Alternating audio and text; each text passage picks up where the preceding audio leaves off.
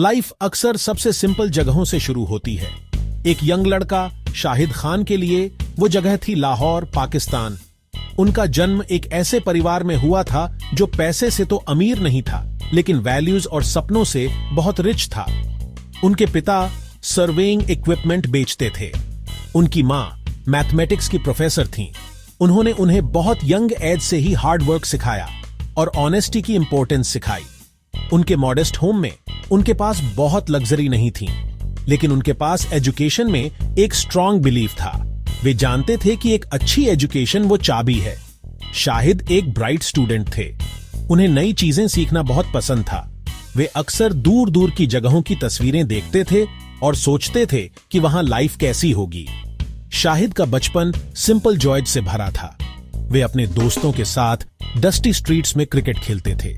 वे अपने बड़ों द्वारा सुनाई गई कहानियां सुनते थे, लेकिन उनका एक बड़ा सपना था।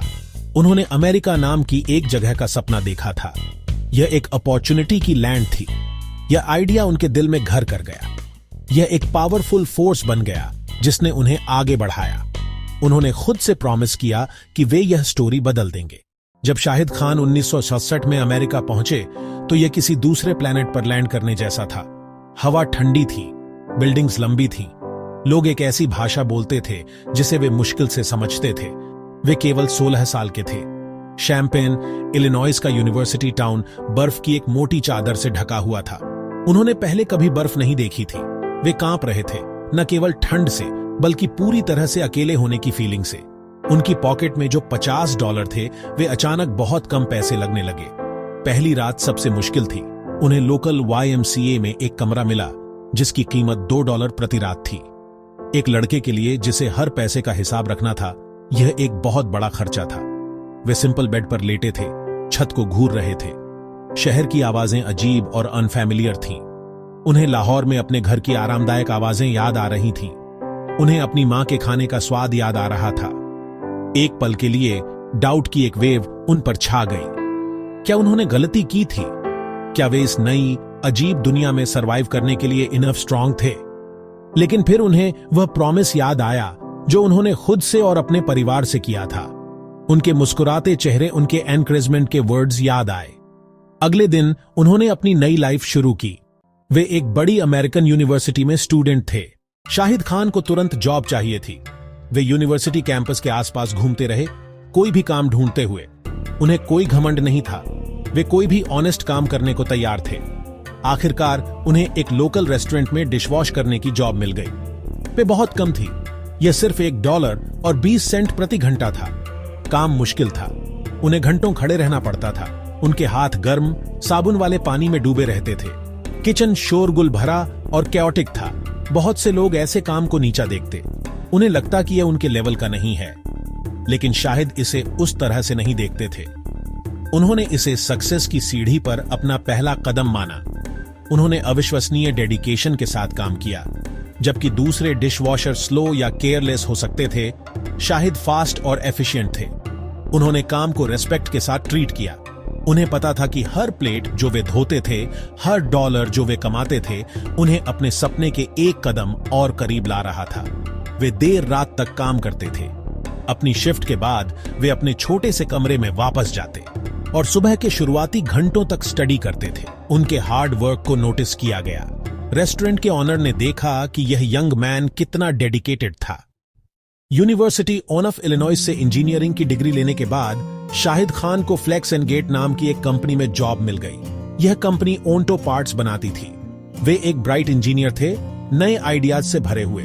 उन्होंने अपनी जॉब पर हार्ड वर्क किया, ठीक वैसे ही जैसे उन्होंने एक डिशवॉशर के रूप में हार्ड वर्क किया था। वे सिर्फ वही करके संतुष्ट नहीं थे जो उनसे कहा जाता था। वे हमेशा चीजों को बेटर बनाने के तरीके ढूंढते रहते थे। उन्होंने मैन्युफैक्चरिंग प्रोसेस को बहुत केयरफुली स्टडी किया। उन्होंने देखा कि जिस तरह से वे ट्रक बम्पर बनाते थे वह बहुत इनएफिशिएंट था। उन्हें स्टील के कई टुकड़ों को वेल्ड करके बनाया जाता था। इससे वे भारी और प्रोड्यूस करने में मुश्किल होते थे। शाहिद को एक ब्रिलियंट आइडिया आया। क्या होगा अगर वे एक ऐसा बम्पर डिजाइन कर सकें जो स्टील के एक सिंगल पीस से बना हो? एक वन पीस बम्पर हल्का, मजबूत और बनाने में बहुत सस्ता होगा। यह ऑटो पार्ट्स इंडस्ट्री में एक रेवोल्यूशन होगा। उन्होंने अपना आइडिया अपने बॉस को प्रेजेंट किया। वे एक्साइटमेंट और उम्मीद से भरे हुए थे, लेकिन उन्होंने उनकी विजन शेयर नहीं की। उन्होंने उनसे कहा कि उनका आइडिया इम्पॉसिबल था। यह रिजेक्शन शाहिद के लिए एक बड़ी डिसअपॉइंटमेंट थी, लेकिन उनके दिल में आग बहुत स्ट्रांग थी। बम्पर वर्क्स के शुरुआती दिन बहुत मुश्किल थे। वे चीफ इंजीनियर, वे मैन सेल्समैन, फैक्ट्री फ्लोर पर एक लेबरर भी थे। उन्होंने दिन रात काम किया। वन पीस बम्पर के अपने डिजाइन को परफेक्ट करने की कोशिश करते रहे।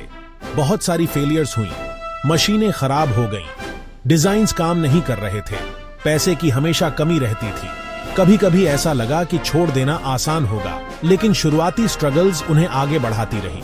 उन्होंने डिशेज धोए, डान 20 घंटा। वे लगभग बिना नींद के सरवाइव किए।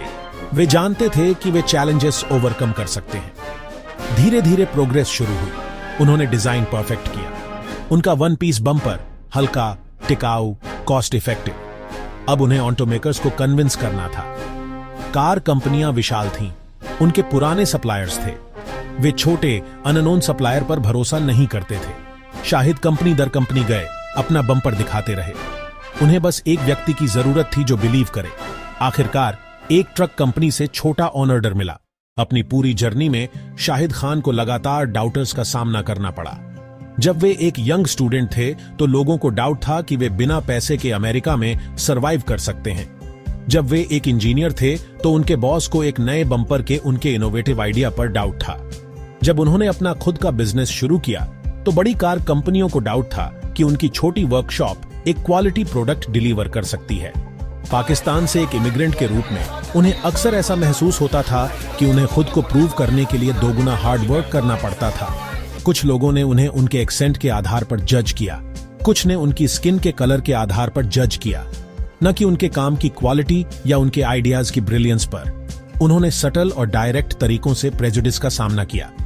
अमेरिकन बिजनेस की दुनिया में, खासकर 1970 और 80 के दशक में, उनके बैकग्राउंड वाला एक आदमी एक अनोमली था। वे एक आउटसाइडर थे जो एक क्लोज्ड सर्कल में घुसने की कोशिश कर रहे थे।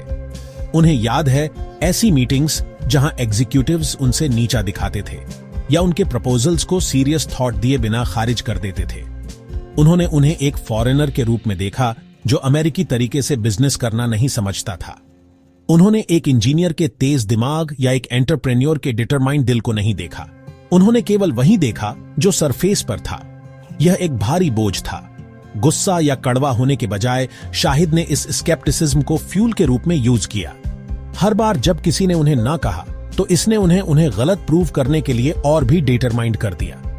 उन्होंने अपने काम को खुद बोलने दिया। उन्होंने बेस्ट पॉसिबल प्रोडक्ट बनाने पर फोकस किया। बहुत से लोगों के लिए बिलियनियर बनना और फ्लेक्स एंड गेट जैसी एक बड़ी कंपनी का मालिक बनना फाइनल गोल होगा, लेकिन शाहिद खान के लिए यह उनकी जर्नी का सिर्फ एक और स्टेप था।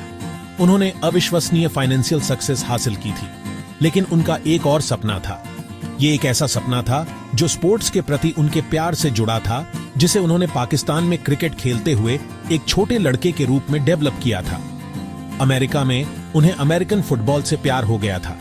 उन्होंने देखा कि यह स्पोर्ट लोगों को कैसे एक साथ लाता है। उन्होंने जुनून और कम्युनिटी की भावना देखी जो यह बनाता था। उन्होंने एक दिन अपनी खुद की NFL टीम का मालिक बनने का सपना देखा। यह सपना उनके पहले सपने से भी ज्यादा इम्पॉसिबल लग रहा था। NFL बहुत वेल्दी और पावरफुल ऑनर्स का एक एक्सक्लूसिव क्लब है। पाकिस्तान के एक इमिग्रेंट ने पहले कभी एक मेजर अमेरिकन स्पोर्ट्स टीम का मालिक नहीं बनाया था। ठीक वैसे ही जैसे उनके बम्पर बिजनेस के साथ हुआ था, शाहिद ने नेसेयर्स से हार नहीं मानी। 2011 में उनका सपना आखिरकार सच हो गया। उन्होंने सफलतापूर्वक जैक्सनविले जगुआर को खरीद लिया। यह एक हिस्टोरिक मोमेंट था। वे एक NFL टीम के मालिक बनने वाले एक एथनिक माइनॉरिटी के पहले व्यक्ति बने। वे दुनिया के सामने खड़े थे, न केवल एक सक्सेसफुल बिजनेसमैन के रूप में, बल्कि उम्मीद और पॉसिबिलिटी के प्रतीक के रूप में।